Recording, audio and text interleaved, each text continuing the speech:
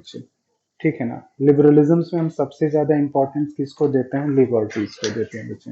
Liberty is the most important part of the liberalism. पूरा लिबरलिज्म्स का जो कंसेप्ट है ना बच्चे, ठीक है ना, उसमें तुम्हें एक तो लिबर्टी जो होगा लिबरलिज्म्स का सेंटर होगा, ठीक है ना।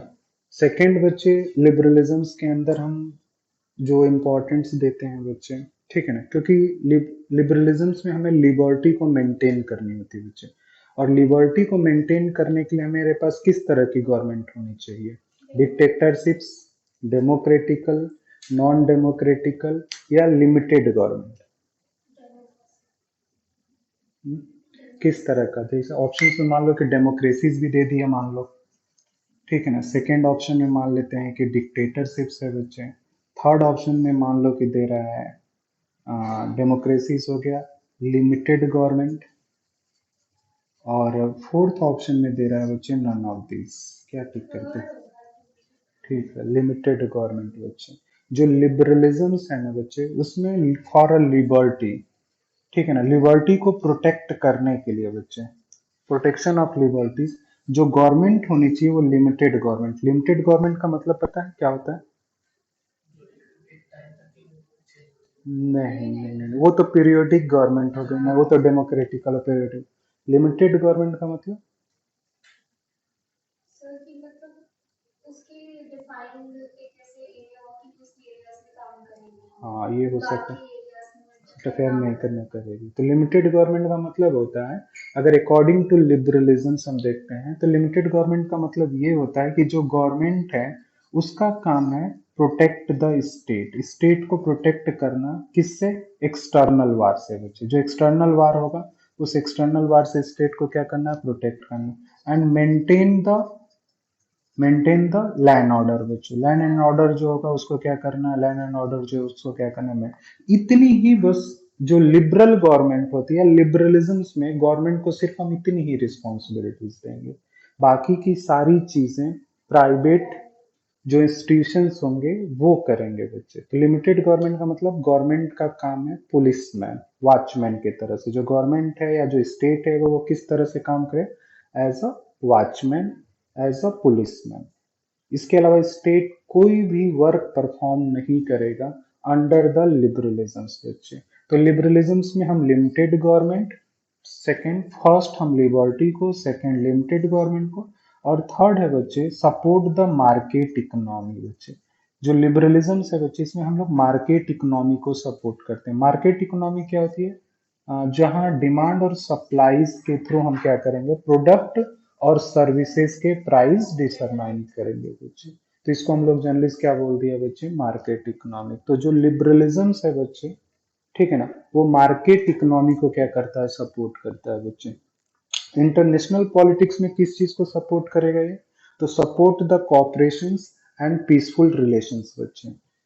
अगर अकॉर्डिंग टू लिबरलिज्म्स देखा जाए तो ये इंटरनेशनल पॉलिटिक्स में कोऑपरेशन एंड पीसफुल रिलेशंस को क्या करता है, सपोर्ट करता है अंडर द इंटरनेशनल रिलेशंस बच्चे। तो इतनी चीजें थोड़ी सी तुम्हें ध्यान में रखना है बच्चे। And support the international institutions बच्चे, ये इंटरनेशनल इंस्टीट्यूशंस को भी सपोर्ट करता है फॉर अ पीस। अगर अंतरराष्ट्रीय राजनीति में शांति बना के रखना है, पीस बना के रखना है इंटरनेशनल पॉलिटिक्स में, तो इंटरनेशनल इंस्टीट्यूशंस होने चाहिए। For example UNO, United nation of organisations, इस तरह के इंस्टीट्यूशंस हो जो इंटरनेशनल पॉलिटिक्स में क्या करेंगे, फॉर्म द पीस, यानी जो कन्फ्लिक्ट है उस कन्फ्लिक्ट को क्या करेंगे, रिड्यूस करेंगे बच्चे। तो ये लिबरलिज्म है बच्चे। According to liberalism human nature is a good.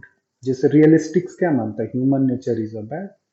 जो लिबरलिज्म्स के अकॉर्डिंग ह्यूमन नेचर कैसा है, तो according to liberalisms human nature is a good. Human nature जो है वो क्या है, अच्छा है।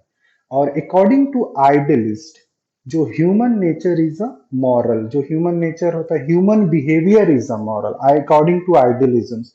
आइडियलिज्म्स के अकॉर्डिंग अगर तुम देखोगे तो कहेगा कि ह्यूमन बिहेवियर जो है मॉरल है, मतलब ह्यूमन जो है, ह्यूमन से अच्छा कोई होता ही नहीं अकॉर्डिंग टू द आइडियलिस्ट या अकॉर्डिंग टू द लिबरलिज्म्स।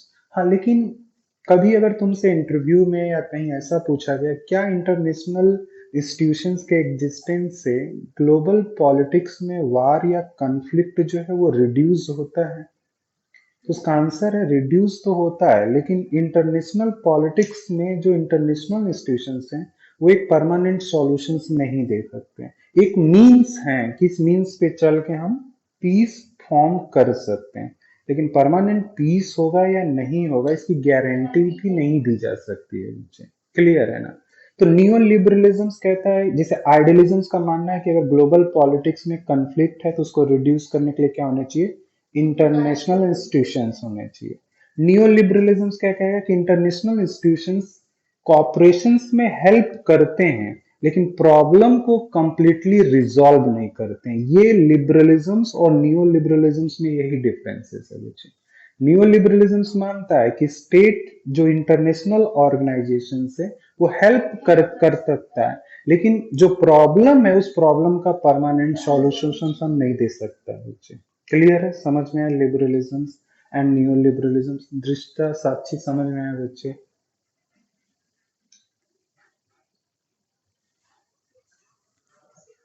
ठीक है बच्चे। दूसरी जो चीजें हमें समझना है बच्चे, इसमें तुम्हारे नोट्स में ना बच्चे, ठीक है ना,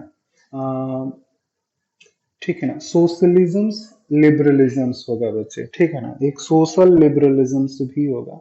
और सोशल लिबरलिज्म्स का जो कंसेप्ट है बच्चे, ये कंसेप्ट कार्ल ड्यूस और जॉन बर्टन ने दिया है बच्चे, ये ध्यान में रखना है। सोशलिज्म्स लिबरलिज्म्स का जो कंसेप्ट है बच्चे, ठीक है ना, सोशल क्लासिकल लिबरलिज्म्स भी तुम बोल सकते हो।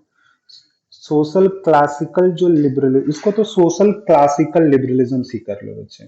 सोशल क्लासिकल लिबरलिज्म, जहां वो सोशलिज्म लिबरलिज्म लिख रखा है बच्चे उसको काट के तुम लोग सोशल क्लासिकल लिबरलिज्म करो बच्चे।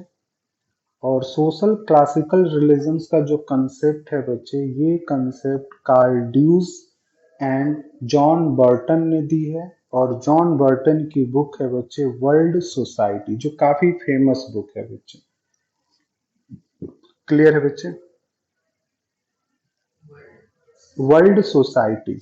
और जो सोशल क्लासिकल रियलिज्म है बच्चे, ठीक है ना, रिजेक्ट द रियलिज्म्स अजप्शंस, रियलिज्म्स की जो मान्यताएं हैं बच्चे, यथार्थवाद की जो मान्यताएं हैं उनको पूरी तरह से ये क्या करता है? रिजेक्ट करता है बच्चे। रिजेक्ट द कंप्लीट रियलिज्म्स अजप्शंस बच्चे, ठीक है ना।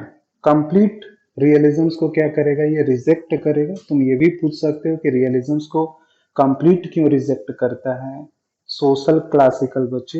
इसलिए क्योंकि रियलिज्म्स में हम सबसे ज्यादा इंपॉर्टेंस किस पर देते हैं? स्टेट पर बच्चे। मतलब स्टेट्स रिलेशंस पे ज्यादा इंपॉर्टेंस दिया जाता है बच्चे, ठीक है ना। किसके अंदर? रियलिज्म्स के अंदर। सिर्फ स्टेट से ही रिलेशंस थोड़ी बनता है बच्चे कि स्टेट होगा तो ही रिलेशंस होगा।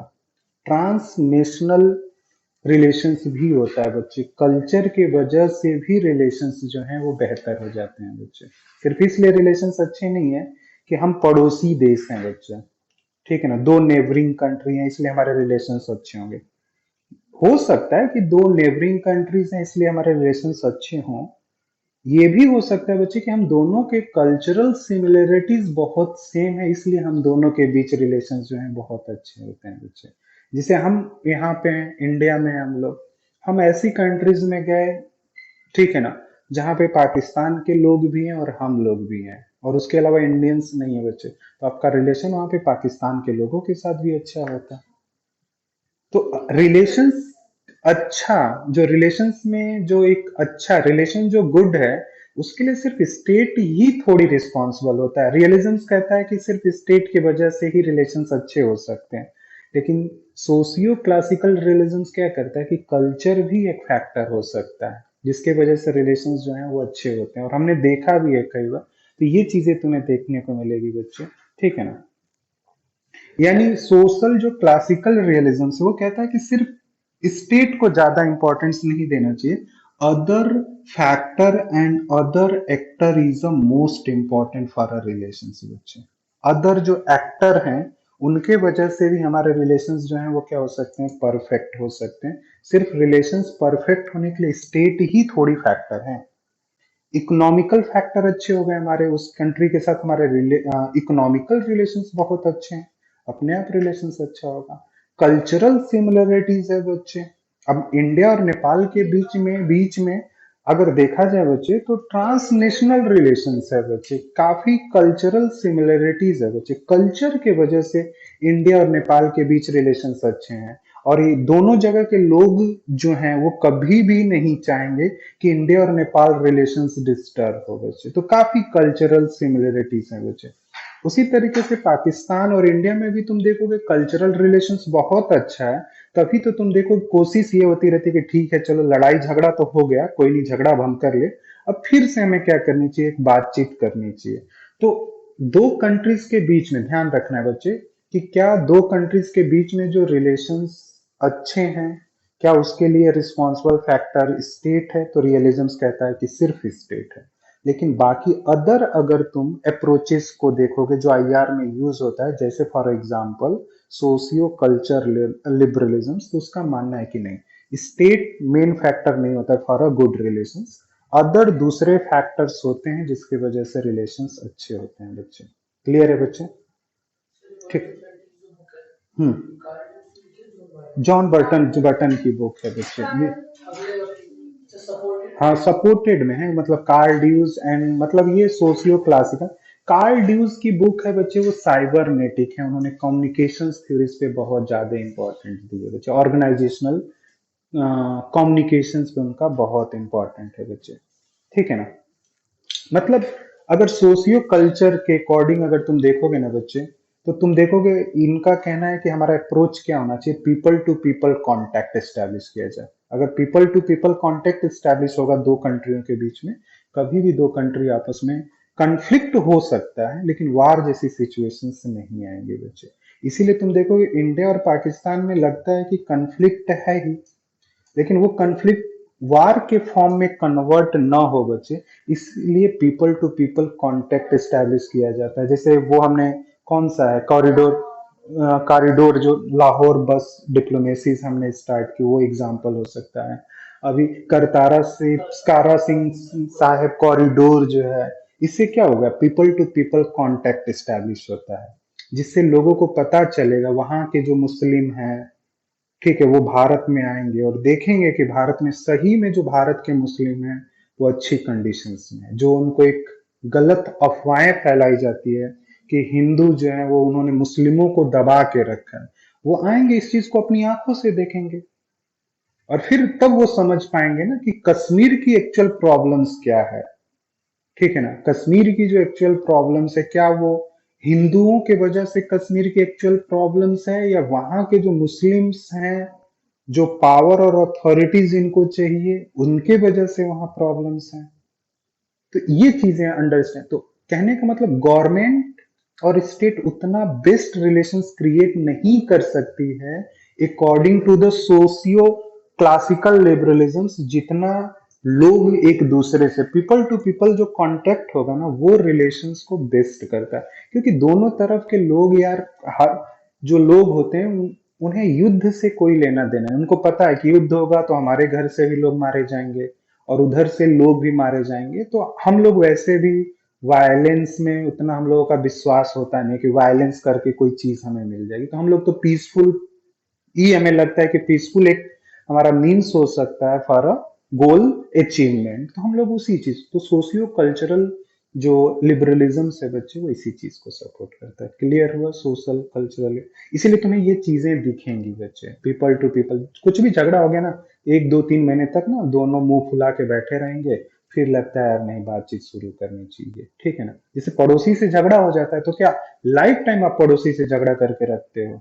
नहीं, कुछ टाइम के बाद से चीजें फिर वो स्मूथ हो जाती हैं। तो पीपल टू पीपल कांटेक्ट जो है ना, वो रिलेशंस को काफी हेल्दी करता है, काफी बेस्ट करता है कंपेयर टू स्टेट। स्टेट को तुमने भेज दिया ना कि जाओ रिलेशन अच्छा करो, उस लीपा पोती कर देगा, खराब कर देगा, झगड़ा करा देगा। स्टेट और गवर्नमेंट को बोला ना बात करो, दोनों तरफ जो बैठी हुई पॉलिटिकल गवर्नमेंट होती है, अथॉरिटी ना, वो नेगोशिएट करने के लिए रेडी नहीं होती। ठीक है, क्यों? क्योंकि अगर नेगोशिएट कर लिया तो जानता है कि नेगोशिएशन किया तो मेरा कहीं political vote bank next election में खराब ना हो जाए कि मैंने कोई ऐसी चीज तो ऑफर नहीं कर दी जिससे कि अपोजिशन सीधा पकड़ेगा और फिर लताड़ना शुरू करेगा और फिर मेरी पूरी अपनी डोमेस्टिक पॉलिटिक्स में मेरी मेरी जो कंडीशन है वो क्या हो जाएगी, खराब हो जाएगी। तो ऐसा कोई भी गवर्नमेंट नहीं करती है, ठीक है ना। तो जैसे फॉरेन पॉलिसीज में तुम देखोगे नरेंद्र मोदी जो गवर्नमेंट है ना बच्चे, वो नेगोशिएशन के मूड में उतना नहीं रहती, मतलब लिबरल अप्रोच नहीं होता है, मतलब टिक एंड टैक वाला पॉलिसीज है भाई कि अगर आप मारोगे तो मैं भी मारूंगा, ठीक है ना। तो वो पॉलिसीज है, यहाँ पे ये गवर्नमेंट झुकती नहीं, जैसे कांग्रेस गवर्नमेंट में देखेंगे तो झुक जाती थी, ठीक है, तो उसका फायदा उठाते थे। ये चीज इस गवर्नमेंट में नहीं है बच्चे, लेकिन ये भी गवर्नमेंट अपनी फॉरेन पॉलिसीज में पीपल टू पीपल कांटेक्ट को स्टैब्लिश करना चाहती है बच्चे, इसीलिए करतारापुर साहिब कॉरिडोर जो था वो स्टार्ट किया गया कि लोग आए जाएं, बातचीत होगी, कॉमर्स ट्रेड बढ़ेगा। तो कॉमर्स और ट्रेड जो होता है ना, वो जब दोनों तरफ के पार्टीज को इकोनॉमिकल बेनिफिट्स देना, फिर जब देना शुरू करता, तो लोग कहते हैं यार झगड़ा करने का कोई फायदा ही नहीं है, ट्रेड और कॉमर्स करना चाहिए मैं, ठीक है, फ्यूचर के लिए पॉलिटिकल प्रॉब्लम छोड़ते हैं, जो आएगा वो देखेगा। तो ये चीजें हम फंक्शनलिस्ट थ्योरीज के थ्रू समझते हैं बच्चे।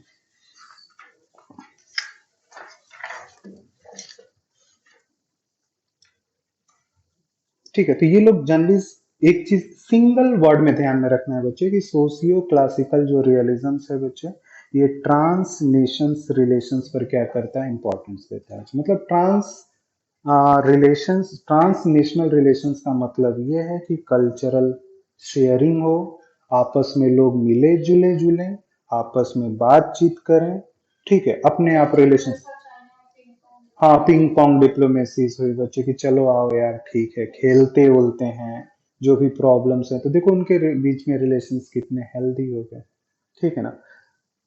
ठीक है, तो यहाँ पे तो इसके एग्जाम्पल्स भी बताए जाते हैं कि जैसे इकोनॉमिकल ग्रुप्स को भेजा जाता है, यार जाओ वहाँ के इकोनॉमिकल ग्रुप से बात करो, तुम बोलो कि इन्वेस्ट करेंगे या हम वहाँ पे इन्वेस्ट करेंगे बच्चे। ट्रांसनेशनल रिलेशंस का मतलब ये होता है कि आपके कंट्री का जो स्ट्रॉन्ग इकोनॉमिकल ग्रुप है, वो जिस कंट्री के साथ आपका रिलेशंस खराब होता है, उस कंट्री के इकोनॉमिकल ग्रुप्स के साथ क्या करता है, टॉक करता है बच्चे। रिलीजियस ग्रुप्स होते हैं बच्चे, जैसे अब भाई जो जैसे जामा मस्जिद है, तो जामा मस्जिद के जो हेड होंगे बच्चे, उनको भेजा जाएगा, भाई जाओ आप पाकिस्तान में जो इस्लाम के सबसे बड़े, ठीक है ना, लीडर हैं, उनको आप समझाओ कि भाई यहाँ पे मुस्लिमों की कंडीशन उतनी पुअर नहीं है जितना आप लोग सोच रहे हैं, ठीक है, तो टेररिज्म जैसी चीजें नहीं।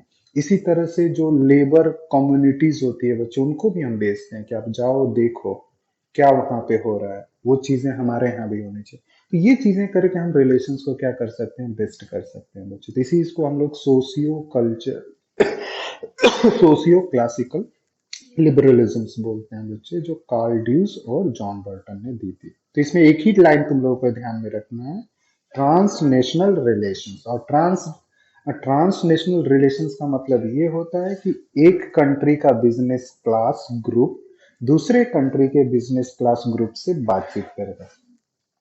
जैसे प्रधानमंत्री की जब विजिट होती है ना किसी ऐसे देश में बच्चे, तो वहां पे फिल्म एक्टर्स, क्रिकेटर्स, इन सबको ले जाया जाता है। अब जैसे पाकिस्तान और इंडिया के बीच में क्रिकेट ही नहीं हो पाता है, मतलब पाकिस्तान में कहाँ क्रिकेट हो पाता, पहले शाहजहां में होता था, या पाकिस्तान लोग क्रिकेट खेलने जाते थे। तो कहने का मतलब वहां के जो लोग थे उन्होंने रिलेशन इतना खराब कर दिया, तो लोग जाते नहीं। क्रिकेट भी पार्ट ऑफ द डिप्लोमेसीज है, ट्रांस नेशनल रिलेशंस का एक एग्जाम्पल हो सकता है कि दो कंट्रियों के क्रिकेट टीम्स को हमने बुलाया, क्रिकेट भी हुआ, दोनों हेड के रिप्रेजेंटेटिव्स को हमने बुलाया।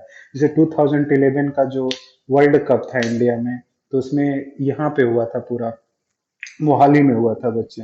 तो उस समय के नरेंद्र ये मनमोहन सिंह प्रधानमंत्री थे, तो वो भी सेमीफाइनल इंडिया और पाकिस्तान के बीच ही था। फिर फाइनल जो हुआ था वो श्रीलंका और इंडिया के बीच हुआ था 2011। हाँ, 11। तो उसमें फिर दोनों कंट्रियों के पीएम आए थे बच्चे प्रॉपर उन्हें, तो उस मैच को देखते हुए कुछ चीजें स्टार्ट हो जाएंगी, बातचीत शुरू हो जाता है। ऐसे क्या बात करेंगे हम, ठीक है ना। अब मनमोहन सिंह पढ़े लिखे हैं तो उतना अप्रोच नहीं कर पाते हैं, जब आप बात शुरू करोगे, उन्होंने अपनी बायोग्राफी में भी लिखे कि उनसे ये अप्रोच नहीं हो पाता, कि जैसे कुछ लोग होते हैं ना जो बात स्टार्ट कर पाते हैं, कभी ट्रेन में देखा होगा या फ्लाइट में तुम देखोगे ना, कुछ लोग होते हैं जो पूछना आपसे पहले शुरू करे, अच्छा आप कहाँ से हो, तो अच्छा मेरा नाम तृप्ति है, मैं ड्यू में पढ़ती हूँ, ठीक है ना, तो वो आपसे सब कुछ जान लेंगे। ऐसे कुछ अप्रोच के लोग होते हैं, जो नरेंद्र मोदी में ये क्वालिटी है बच्चे। तो ये रिलेशंस को काफी परफेक्ट करता है बच्चे। नेक्स्ट एक कंसेप्ट हमें इसी में देखना होता है बच्चे, लिबरलिज्म में, डेमोक्रेटिक पीस थ्योरीज बच्चे, ठीक है ना, डेमोक्रेटिक पीस थ्योरीज बच्चे। और अकॉर्डिंग टू डेमोक्रेटिक जो पीस थ्योरी है बच्चे, आईआर में किसने दिया है, या कंटेम्प्रेरी पीरियड में आईआर में डेमोक्रेटिक पीस थ्योरी का यूज कौन करता है बच्चे, माइकल डोल। माइकल डोल जो है वो आईआर में डेमोक्रेटिक पीस थ्योरी का यूज करते हैं। इस थ्योरी का मानना यह है कि दो डेमोक्रेटिकल पॉलिटिकल सिस्टम आपस में वार नहीं करते हैं, और दो डेमोक्रेटिकल पॉलिटिकल सिस्टम प्रॉब्लम को सॉल्व करने के लिए पीसफुल अप्रोच करते हैं बच्चे। उनका तरीका जो होगा, मीन्स जो होगा, वो पीसफुल होगा बच्चे, under the democratic peace theories बच्चे। यानी डेमोक्रेसीज में क्या माना गया, डेमोक्रेसीज में माना गया कि किसी भी कंफ्लिक्ट का सॉल्यूशन पीसफुल हो सकता है। यही एज्यूम डेमोक्रेटिक पीस थ्योरीज करती है बच्चे, कि दो डेमोक्रेटिकल कंट्रीज में जो कन्फ्लिक्ट है उसका तरीका क्या हो सकता है बच्चे, पीसफुल हो सकता है। मतलब उस प्रॉब्लम का सॉल्यूशन हम पीसफुल तरीके से क्या कर सकते हैं, निकाल सकते हैं, under the democratic peace theories बच्चे। माइकल डोल हैं बच्चे डेमोक्रेटिक पीस थ्योरीज देने वाले, मतलब आईआर में माइकल डोल हैं। और माइकल डोल ने ये कंसेप्ट, जो माइकल डोल ने डेमोक्रेटिक पीस थ्योरी जो दी है, इन्होंने ये कांट से लिया है बच्चे। कांट का अप्रोच था बच्चे। कांट ने ये बोला था कि दो डेमोक्रेटिकल कंट्री आपस में वार नहीं करती हैं, किसी भी प्रॉब्लम का सॉल्यूशन पीसफुल हो सकता है, ऐसा डेमोक्रेसीज में माना जाता है बच्चे। मतलब पीसफुल तरीके से हम उसका सॉल्यूशंस निकाल सकते हैं बच्चे, according to the democratic peace theories बच्चे, ठीक है ना। हाँ, डेमोक्रेटिकल कंट्रीज में तुम्हें दिखेगा कन्फ्लिक्ट, लेकिन वार भी दिखता है बच्चे, ठीक है ना, कन्फ्लिक्ट के साथ वार भी है बच्चे। मतलब डेमोक्रेसीज का मतलब तो यही होता है कि वहां पे पीरियोडिक इलेक्शंस हो रहे हैं, गवर्नमेंट जो है इलेक्टेड बाय द पीपल्स है बच्चे। चाइना का, चीन का ही देख लो, सॉरी पाकिस्तान का ही देख लो, इंडिया में जितने भी वार, मतलब जैसे, नहीं नहीं वहां पे नहीं, हाँ नहीं बोल सकते हैं, क्योंकि वहां जो भी वार हुए हैं बच्चे वो मिलिट्री डिक्टेटरशिप्स के अंदर हुए हैं बच्चे, क्लियर है। वहां जो भी, हाँ, जब आर्मी जनरल्स जब वहां हेड ऑफ द स्टेट थे, उस पीरियड में, वैसे तो बहुत कम चांसेस मिलते हैं कि डेमोक्रेटिकल जो कंट्रीज होती हैं, जो दो डेमोक्रेटिक कंट्रीज हैं बच्चे, उनके बीच में वार जैसी चीजें नहीं होती हैं। मतलब कन्फ्लिक्ट होगा, लेकिन उस कन्फ्लिक्ट का तरीका जो होता है वो पीसफुल निकाला जाता है बच्चे। मतलब ऐसा नहीं मिलेगा, तुम यूरोपियन कंट्रीज को अगर उठाकर देखोगे तो नहीं मिलता है, क्योंकि वहां पे तो अच्छा खासा डेमोक्रेसीज है, डेवलप्ड डेमोक्रेटिकल वैल्यूज हैं। कम, हमारे यहाँ पर भी डेमोक्रेटाइजेशन चल रहा है, हमारे यहाँ भी तो डेमोक्रेटाइजेशन हो रहा है, हम डेमोक्रेसी अभी हो चल रही है ना। उनके यहाँ डेमोक्रेसी हो चुका है, लेकिन उनके बीच में तुम्हें लड़ाई नहीं मिलेगा। हाँ, उन्होंने डेमोक्रेसी से पहले हो सकता है कि लड़ा काफी है, लेकिन ड्यूरिंग द डेमोक्रेसी सब वहां पे लड़ाई नहीं हो रही। और इंडिया में जो डेमोक्रेटाइजेशन है ना बच्चे, उसमें सबसे बड़ा रोल कास्ट पॉलिटिक्स का है बच्चे। इंडिया में कास्ट पॉलिटिक्स ने इंडिया को और ज्यादा डेमोक्रेटाइज किया है बच्चे। रिलीजन पॉलिटिक्स ने इंडिया को और ज्यादा डेमोक्रेटाइजेशन किया, नहीं तो इंडिया में डेमोक्रेसीज आती ही नहीं। इंडिया में अगर तुम ये हम लोग को इस कंसेप्ट को हमें समझना भी होता है पॉलिटिकल प्रोसेस में। और वहां पे जब तुम पढ़ोगे बच्चे कि इंडिया में जो डेमोक्रेटाइजेशन है उसका पीछे, उसके पीछे के फैक्टर्स क्या हैं, उसमें कास्ट पॉलिटिक्स है बच्चे। इंडिया की कास्ट पॉलिटिक्स ने इंडिया में डेमोक्रेसीज को और आगे लेकर गया, क्योंकि कास्ट पॉलिटिक्स से ये हुआ कि लोग जो पॉलिटिक्स में नहीं थे, जो कास्ट पॉलिटिक्स में नहीं थी, वो कास्ट के वजह से वो पॉलिटिक्स में आ गई। और जो रिलीजन के वजह से पॉलिटिक्स में नहीं थी, वो रिलीजन के वजह से पॉलिटिक्स में आई। तो इंडिया में डेमोक्रेसी का मतलब क्या होता है, सबका पार्टी, सबका रिप्रेजेंटेशन। और वो हमारे यहाँ कास्ट और रिलीजन्स ने किया बच्चे। तो लोग बोलते हैं रजनी कोटा ने कि इंडिया में अगर, ठीक है ना, कि अगर इंडियन पॉलिटिक्स को समझना है तो बिना कास्ट पॉलिटिक्स को समझे हुए आपको पूरा इंडियन पॉलिटिक्स कभी अंडरस्टैंड नहीं हो सकती। और कास्ट, इंडिया में बोलते हैं कास्ट पॉलिटिक्स है, कास्ट पॉलिटिक्स नहीं है। इंडिया की कास्ट पॉलिटिक्स ने इंडिया में डेमोक्रेटाइजेशन को आगे लेकर गए। अब जैसे अब यूपी में इलेक्शन में होगा भाई, उसका लोग अब जितने भी रिसर्चर होंगे इवेलुएट करेंगे भाई, ठीक है ना, कि भाई अगर बीजेपी दोबारा फुल फ्लैश मेजोरिटीज में अगर आ गई तो उसका कारण क्या है, ठीक है ना। यानी उसका अगर फुल फ्लैश मेजोरिटीज में आ रही है बीजेपी, अगर वहां पे आगे फुल फ्लैश मेजोरिटीज में, तो ये अब फाइंड करना पड़ेगा पीछे कारण क्या है बच्चे। अयोध्या मंदिर है या फिर और भी चीजें हैं जिसने बीजेपी को वापस वहां पे लाया, सिर्फ रिलीजियस फैक्टर है। और भी दूसरा, लोग अब रिसर्च और स्टडीज ना पंजाब पे करेंगे कि आम आदमी पार्टी पंजाब में आ कैसे गई, जो non Sikh religion political parties है बच्चे, वहां पे सिख ही, अब वहां पे मतलब क्या ऐसा है कि आम आदमी पार्टीज वहां पे फुल फ्लैश मेजोरिटी में आ गए, जो वहां की लोकल पॉलिटिकल पार्टीज है अकाली दल, वो हार गए। तो इन सब चीजों पे लोग आगे रिसर्च करेंगे कि बीजेपी का था लेकिन वो नहीं आ पाई तो क्या रीजन है। अब जो भी रीजन हो बच्चे, हाँ एक फैक्टर हो सकता है, लेकिन फार्मर लॉ बिल जो है वो कितना, मतलब जो भी होगा, ठीक। तो डेमोक्रेटिक पीस थ्योरी समझ में आई बच्चे, तो डेमोक्रेटिक पीस थ्योरीज में तुम्हें यही बताना है बच्चे, ठीक है ना। क्योंकि डेमोक्रेटिकल जो कंट्रीज होती हैं बच्चे, वो कन्फ्लिक्ट का सॉल्यूशन पीसफुल तरीके से फाइंड करने की कोशिश करती है। क्योंकि जो डेमोक्रेटिकल पॉलिटिक्स है बच्चे, वहां पे भी जो डोमेस्टिक प्रॉब्लम होते हैं, मतलब कोई कंट्री है जो डेमोक्रेटिकल कंट्री है, और उस डेमोक्रेटिकल कंट्री के अंदर जो पॉलिटिक्स है बच्चे, उस पॉलिटिक डोमेस्टिक पॉलिटिक्स में भी वो लोग सॉल्यूशन जो है वो पीसफुल तरीके से फाइंड करते हैं बच्चे। इसीलिए माना जाता है कि इंटरनेशनल रिलेशन में जो कन्फ्लिक्ट है उसका सॉल्यूशन जो होना चाहिए वो पीसफुल होना चाहिए। इसीलिए इंडिया के स्टेटमेंट में तुम यही देखोगे, यूक्रेन मामले में भी बोलेगा कि नहीं, यूक्रेन समस्या का जो समाधान होना चाहिए शांतिपूर्ण तरीके से होना चाहिए। रसिया को यूक्रेन की सॉवरेनिटीज का क्या करना चाहिए, ख्याल करना चाहिए। तो बस इतनी चीजें बोल के हम चुपचाप निकल जाते हैं बच्चे, ठीक है। दूसरी चीजें बच्चे, एक चीज और भी है बच्चे, क्योंकि कन्फ्लिक्ट हो सकता है बच्चे, लेकिन कन्फ्लिक्ट का वार में कन्वर्ट होना बहुत कम चांसेस है बच्चे, क्योंकि इकोनॉमिकल डिपेंडेंसी बढ़ी है बच्चे। ग्लोबलाइजेशन के वजह से इकोनॉमिकल डिपेंडेंसीज बढ़ी हैं बच्चे। अब कोई भी कंट्रीज में इतनी एफिशिएंसीज नहीं है कि वो अकेले अपनी सारी प्रॉब्लम्स को रिजॉल्व कर सके, उसे दूसरी कंट्रीज के ऊपर डिपेंड होना पड़ेगा बच्चे। तो जो एक ये इंटरडिपेंडेंसीज है बच्चे, इंटरडिपेंडेंसीज भी बच्चे पीस को सपोर्ट करता है। जितनी अधिक इंटरडिपेंडेंसीज होगी बच्चे, ठीक है, पीस उतना फॉर्म होता है बच्चे। तो इंटरडिपेंडेंसीज भी एक बेस्ट तरीका है फॉर अ कन्फ्लिक्ट रिड्यूस करने में बच्चे, कन्फ्लिक्ट को रिड्यूस करने में इंटरडिपेंडेंसीज होनी चाहिए बच्चे। और इंटरडिपेंडेंसीज में बच्चे तुम इंटरडिपेंडेंसीज लिबरलिज्म्स भी बोलते हैं इसको, जो रॉबर्ट कोहेन और जोसेफ नाई ने दिया है बच्चे, ठीक है ना। रॉबर्ट कोहेन एंड जोसेफ नाई है, उसमें है कॉम्प्लेक्स इंटरडिपेंडेंट रॉबर्ट, ठीक है ना।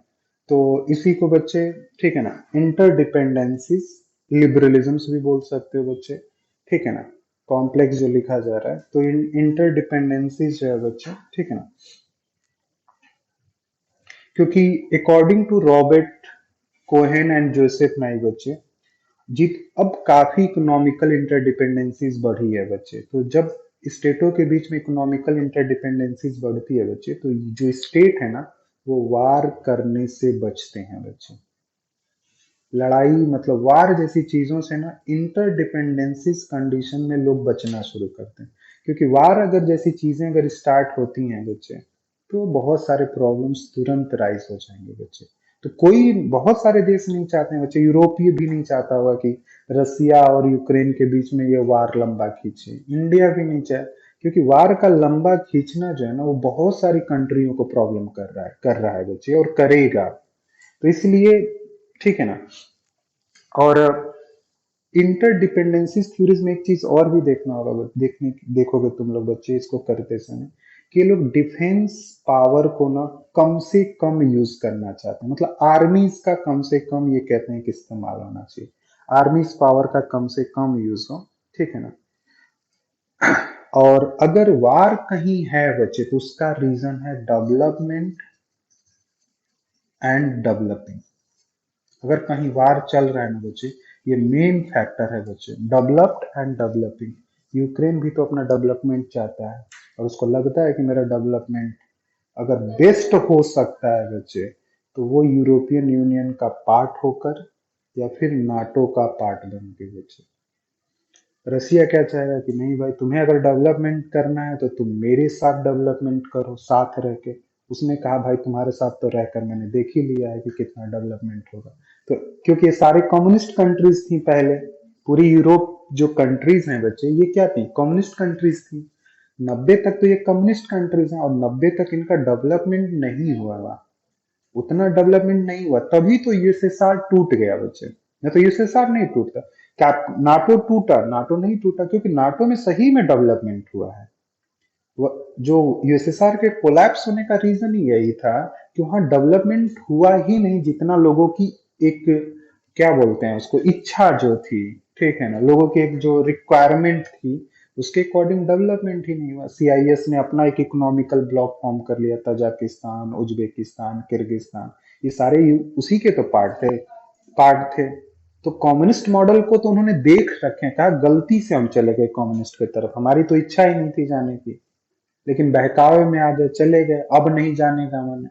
तो वहां पे यूक्रेन जो है बच्चे, तो यहाँ पे तुम्हें देखेगा एक वार जैसी सिचुएशन जो है वो देखने को मिलती है बच्चे। क्लियर है? तो ये थोड़ा सा इंटरडिपेंडेंसीज है बच्चे। और यहाँ पे बच्चे जो रॉबर्ट कोहेन है एंड जोसेफ नाई जो है बच्चे, ये कंटेम्प्री वर्ल्ड को बच्चे टू पार्ट्स में डिवाइड करते हैं बच्चे, high politics and low politics बच्चे। कंटेम्प्री जो वर्ल्ड है, प्रेजेंट का जो वर्ल्ड है बच्चे, इसको इन्होंने टू पार्ट्स में डिवाइड कर रखा है, high politics and low politics. High politics में बच्चे जो चीजें हम रखते हैं वो है सिक्योरिटीज एंड पॉलिटिकल एग्जिस्टेंस, और जो लो पॉलिटिक्स है बच्चे वहां development, investment, economic, trade, part of the low politics.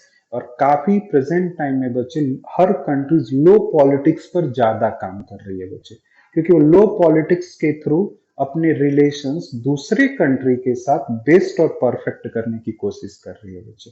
India ने भी इसी, जैसे डेंग सियाओपिंग था बच्चे 79 के बाद से, अगर वो वही हाई पॉलिटिक्स एट्यूड्स को लेकर चलता तो हो सकता था कि चीन इतना ज्यादा डेवलप नहीं कर सकता।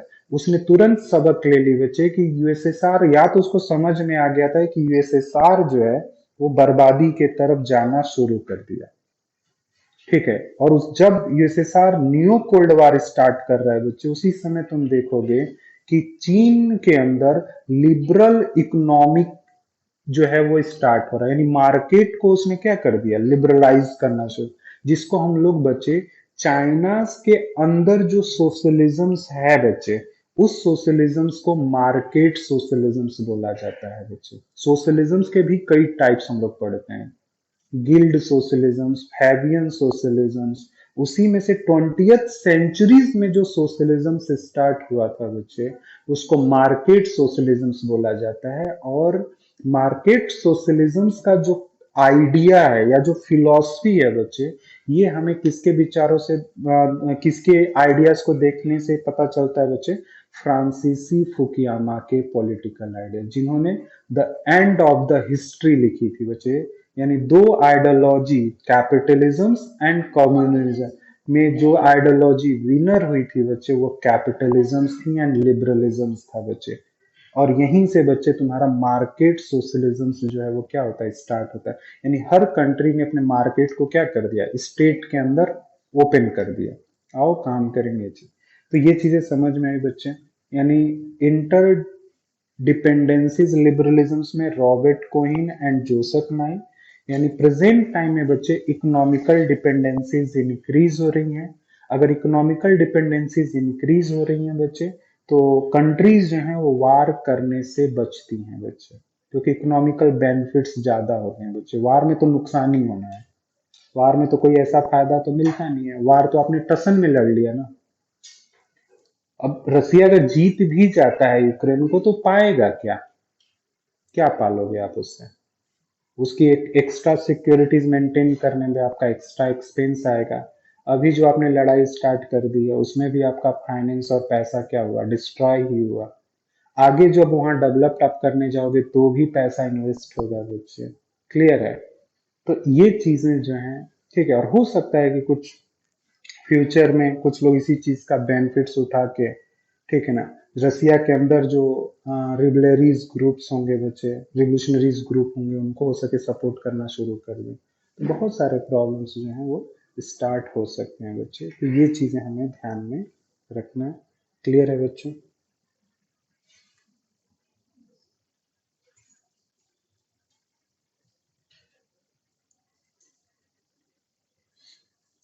ठीक है, इसी तरह से तुम्हारा इंस्टीट्यूशनल लिबरलिज्म है बच्चे, जहाँ पे हम लोग थ्रू इंस्टीट्यूशंस कंट्रीज के बीच जो प्रॉब्लम्स होते हैं बच्चों, उन प्रॉब्लम्स को हम लोग क्या करने की कोशिश करते हैं, रिजॉल्व करने की कोशिश करते हैं बच्चे।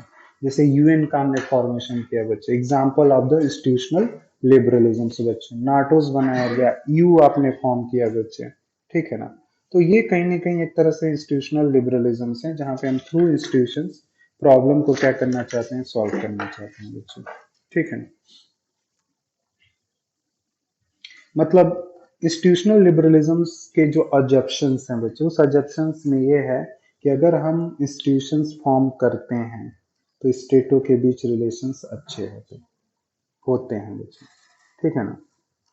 और जो ट्रेडिशनल जो लिबरलिज्म्स है बच्चे, ठीक है ना, वो इंस्टीट्यूशंस इस्टेब्लिशमेंट को ही मीन्स मानता है फॉर अ पीस।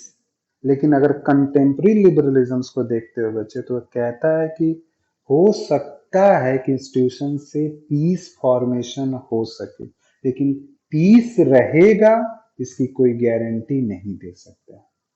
और प्रेजेंट टाइम में यही देख रहा है, यूएन ने तो हमने बना दिया, लेकिन यूएनओ ये गारंटी थोड़ी दे पा रहा है कि नहीं एकदम पीस ही रहेगा वर्ल्ड में बच्चे। ये कंटेम्प्रेरी लिबरलिज्म्स है बच्चे, जिसको हम लोग न्यू लिबरलिज्म्स बोलते हैं बच्चे, ठीक है ना। हाँ, ये होता है बच्चे, जैसे नियो रियलिस्टिक थिंकर हैं बच्चे, जॉन मसाइमर, ठीक है ना। उन्होंने कहा कि आप इंस्टीट्यूशंस में मल्टीपोलर अगर आप कर देते हैं, वर्ल्ड को अगर मल्टीपोलर फॉर्म कर देते हैं, वर्ल्ड जो है अगर वो मल्टीपोलर फॉर्म में है बच्चे, तो उससे सिर्फ एनार्किज्म्स मिनिमाइज होगा, एनार्किज्म्स फिनिश्ड नहीं होता है। मल्टीपोलर का मतलब एक नाटो बन गया, एक वर्षिया बन गया, नैम बन गया, इससे क्या हुआ, वर्ल्ड पॉलिटिक्स में जो एनार्किज्म्स था वो बस कम हुआ है बच्चे, एनार्किज्म्स खत्म नहीं हुआ, आज भी आ रहा जगता है। देखो रशिया मार नहीं रहा है यूक्रेन को, कोई ऐसी वर्ल्ड गवर्नमेंट जैसा इंस्टीट्यूशन ही नहीं है कि रोक ले उसको आके। क्लियर है बच्चे? उत्तर कोरिया को कोई संभाल पा रहा है? जब मन तब मिसाइल टेस्ट कर देता है, परमाणु बम टेस्ट कर देता है, कोई कुछ कर ले रहा है उसका? नहीं। तो कहने का मतलब एनार्किज्म्स अभी भी है, लेकिन मल्टीपोलर सिचुएशंस में एनार्किज्म्स जो होता है मिनिमाइज हो जाता है, according to the John Mearsheimer. Clear है बच्चों? बात समझ में आई या नहीं? तो मल्टीपोलर, जो मल्टीपोलर का मतलब समझ में आ गया ना, मतलब जो पावर होगा वर्ल्ड पॉलिटिक्स में, जो पावर होगा बच्चे, उसको हम लोग क्या कर देंगे, डिस्ट्रीब्यूट कर देंगे। क्लियर है बच्चों?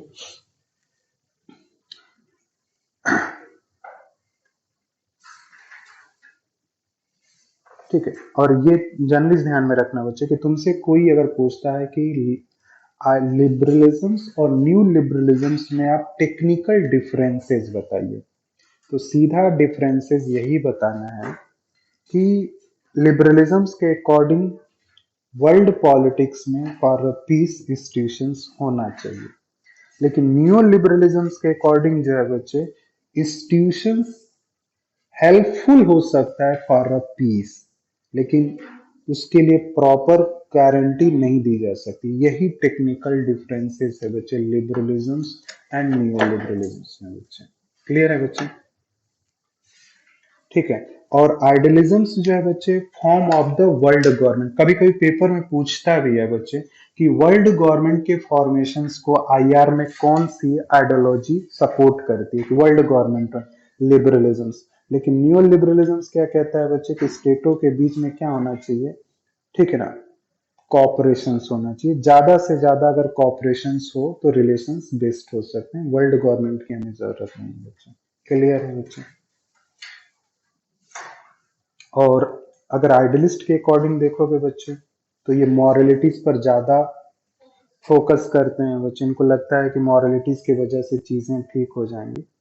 और न्यू लिबरलिज्म्स वर्ल्ड में एनार्किस्ट मानता है कि न्यू लिबरलिज्म्स और रियलिज्म्स में बहुत अंतर नहीं है, वो भी वर्ल्ड पॉलिटिक्स में एनार्किज्म से देखता है, न्यू लिबरलिज्म्स भी वर्ल्ड पॉलिटिक्स में एनार्किज्म।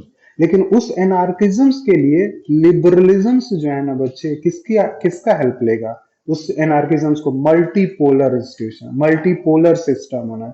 और वो क्या कहेगा एनार्किज्म्स को रिड्यूस करने के लिए, कि युद्ध कर दो, दूसरा कहेगा पावर ऑफ बैलेंस, या फिर डिप्लोमेसीज करो। इस तरह के मीन्स बताएगा रियलिज्म्स एनार्किज्म्स को रिड्यूस करने के लिए बच्चों। और यहाँ पे एनार्किज्म्स को रिड्यूस करने का सिर्फ एक ही तरीका है, वर्ल्ड जो है वहां पे मल्टीपोलर सिस्टम होना चाहिए ग्लोबल पॉलिटिक्स में बच्चे। और पॉलिटिक्स को टू पार्ट्स में तो तुम लोगों ने लिख ही लिया, डिवाइड करने वाले रॉबर्ट कोहेन और जोसेफ नाई हैं, तो ये ध्यान में रखना है। उनकी बुक्स लिखी हुई है ना, ये बुक्स के नाम तुम लोग को ध्यान में रखकर जाना पड़ेगा बच्चे। ठीक है ना बच्चे?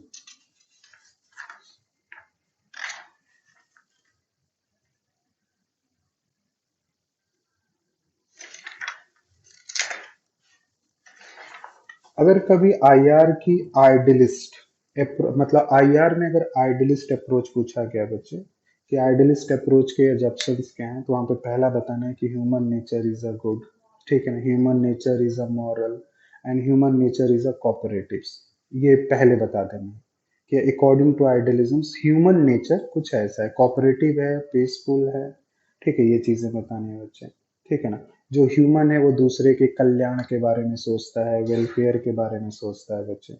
ठीक है, तो लोगों ने पूछा कि अच्छा ये बता कि फिर युद्ध क्यों हो जाता है, जब मानव इतना ही अच्छा है तो युद्ध क्यों हो जाता है। तो आईआर ने इस चीज को कैसे, आईआर में के अंदर आइडियलिज्म ने इसको डिफेंस इस तरह से किया कि युद्ध जो है वो मानव के वजह से नहीं है, ह्यूमन नेचर के वजह से वार नहीं हो रहा, या ह्यूमन नेचर के वजह से कन्फ्लिक्ट नहीं है, form of the bad institutions, जो बुरे संगठन फॉर्म हुए हैं उनके वजह से वार की सिचुएशन है बच्चे, न कि ह्यूमन नेचर की वजह से।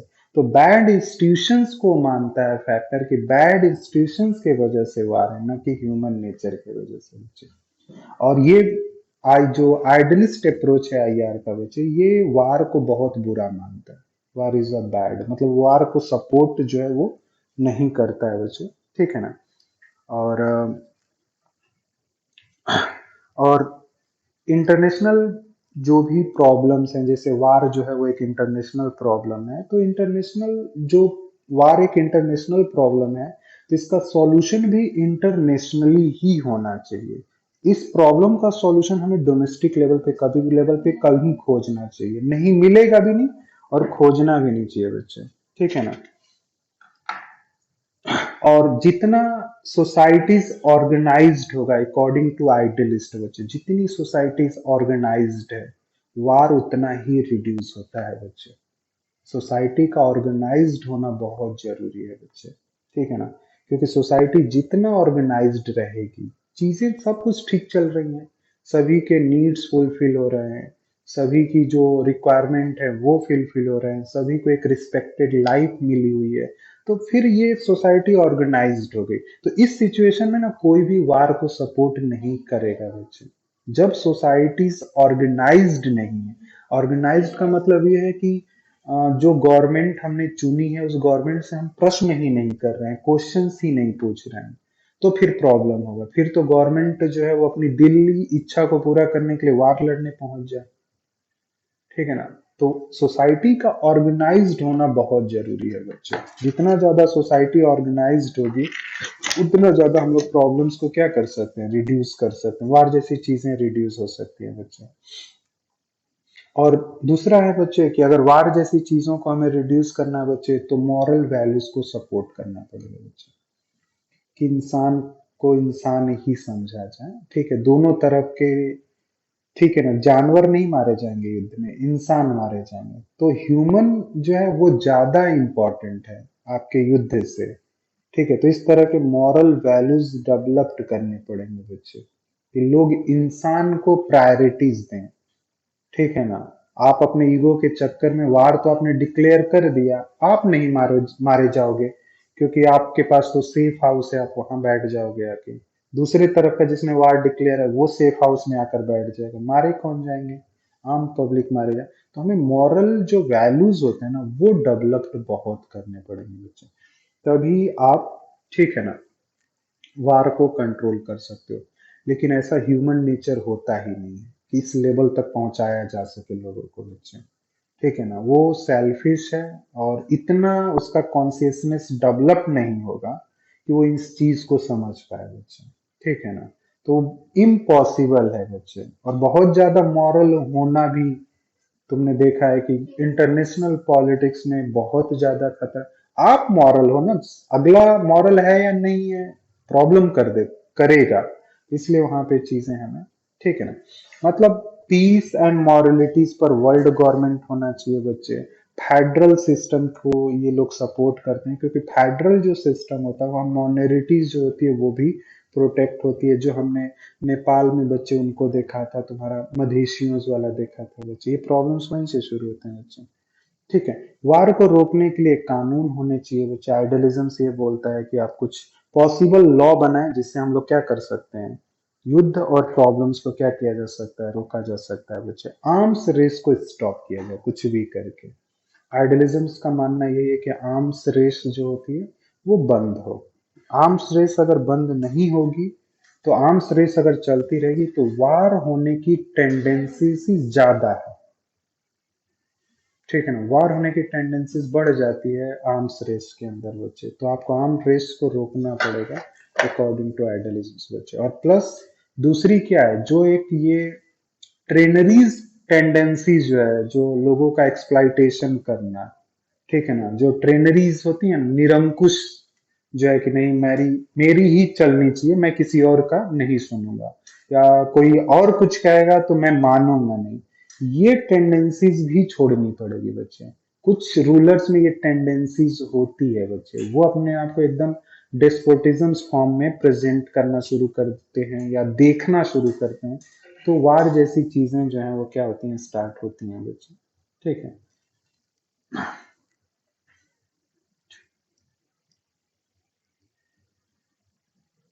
ठीक है, अब कभी कभी ये क्वेश्चंस होगा तुमसे कि अच्छा आइडियलिज्म्स में आइडियलिज्म्स का क्रिटिसिज्म पूछेगा आपसे, तो उसके क्रिटिसिज्म्स में ये बताना है बच्चे कि एक तो आइडियलिज्म्स जो है वो हद से ज्यादा कल्पना कर रहा है, यानी यूटोपियन है बच्चे। दूसरा बच्चे, इसमें बहुत ज्यादा मॉरलिटीज पर बल दिया जा रहा है, इतना मॉरल कोई होगा नहीं। ठीक है ना बच्चे? और ये इंटरनेशनल पॉलिटिक्स में world government and political system में फेडरल सिस्टम फॉर्म करना चाहता है, जो पॉसिबल ही नहीं है। चुनाव कैसे कराएंगे लोग, वोट करने जाएंगे कहाँ? कोई इसका कोई नियम मेथड्स होगा? लोग चुने कैसे जाएंगे? जो लोग चुने जाएंगे बाकी लोगों का रिप्रेजेंटेशन कर पाएंगे या नहीं कर पाएंगे? सबकी तो प्रॉब्लम्स अलग अलग हैं, तो ये पॉसिबल कैसे होगा जो तुम वर्ल्ड गवर्नमेंट बोल रहे हो कि वर्ल्ड गवर्नमेंट होना चाहिए, फेडरल पॉलिटिकल सिस्टम में पावर ऑफ डिविजन्स होना चाहिए? तो वो कैसे होगा, कैसे किया जाएगा? इस वजह से आइडियलिज्म्स को जो है बच्चे वो क्रिटिसाइज किया जाता है बच्चे। तो ये आइडियलिज्म्स था, और कल मैंने तुम लोगों को लिबरलिज्म्स बताया था। क्लियर?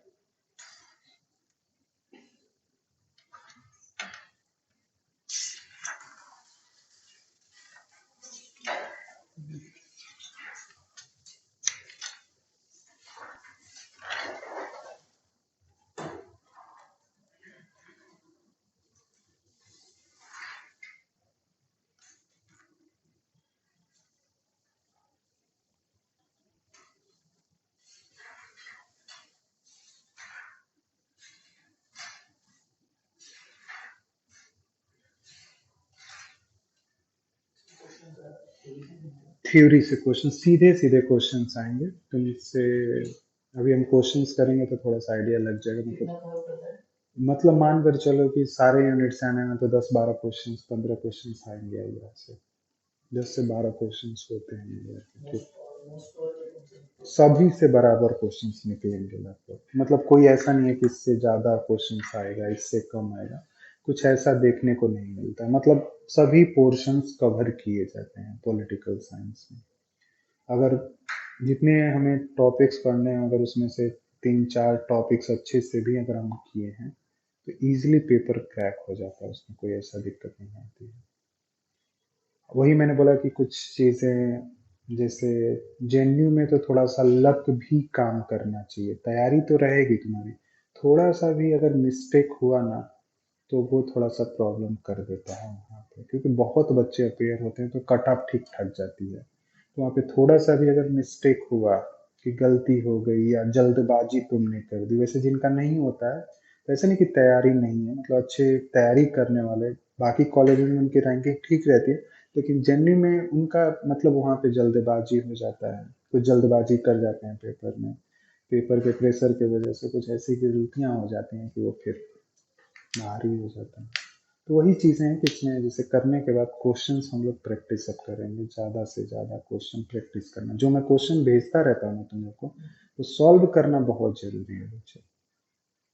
पेपर पास करने का बस तरीका यही है। ये तो सिर्फ मैं जो तुम लोग को बता रहा हूँ ना, इससे तुम्हें क्वेश्चंस हो जाएंगे, लेकिन जितना ज्यादा तुम क्वेश्चन प्रैक्टिस करोगे बच्चे नेट के लेवल का, उतना पेपर में तुम्हारे लिए बेस्ट रहेगा, ठीक है ना।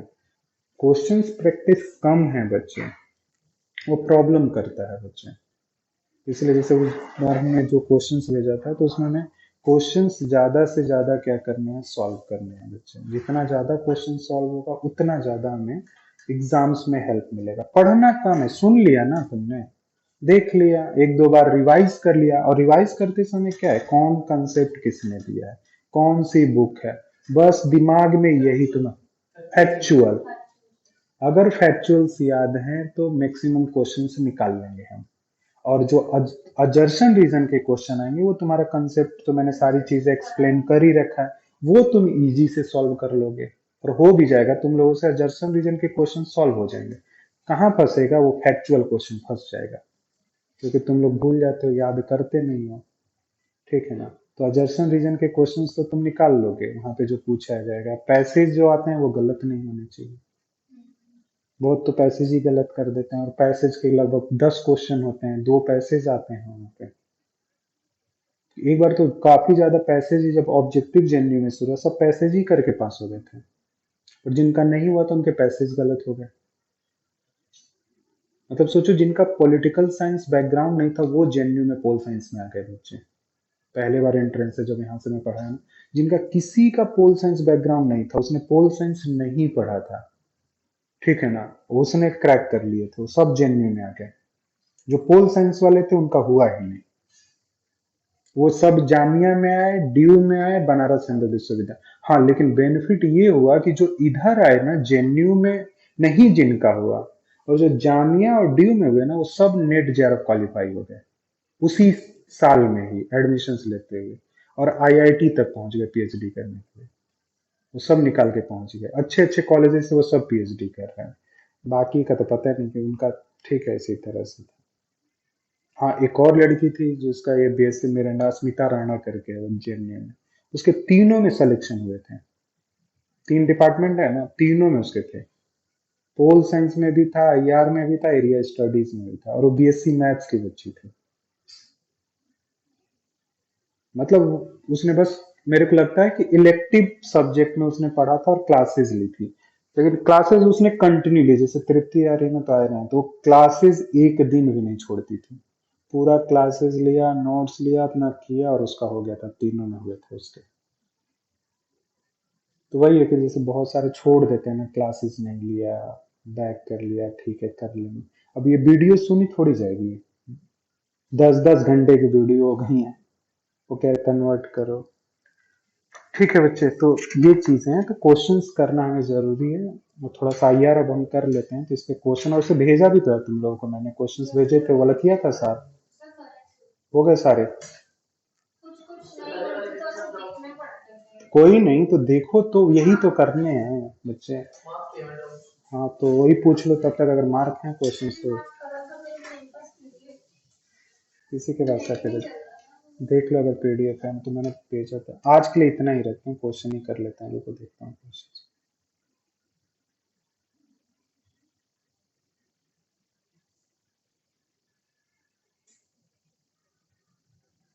ठीक है, अगली क्लास में तुम लोग को मैं फंक्शनलिस्ट थ्योरीज और कौन सी थ्योरीज कराऊंगा, मार्क्सिस्ट थ्योरीज बच्चे, आईआर की। ठीक है बच्चों, निकाल लो क्वेश्चंस।